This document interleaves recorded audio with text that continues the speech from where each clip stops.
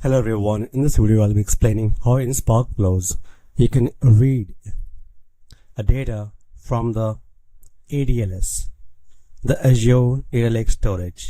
So in order to read from the ADLS, you need to go to the administration section,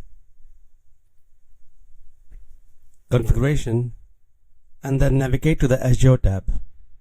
Over here you can see that we have just enabled the Azure and we have provided all the credentials like client ID, client secret key, and the endpoint that we need to provide, which is the service principal. We are also using Azure OpenAI chat. So over here you can also provide the configuration pertaining to the Azure OpenAI.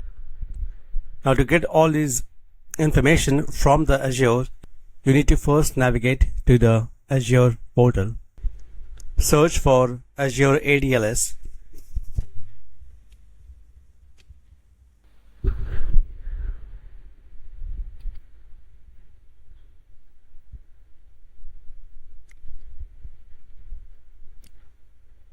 click on the respective storage account,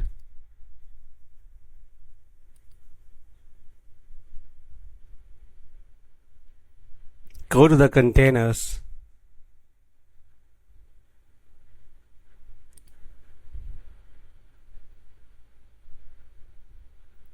and click on the share access token to get the token that is going to be used for accessing the different folders in that particular storage account.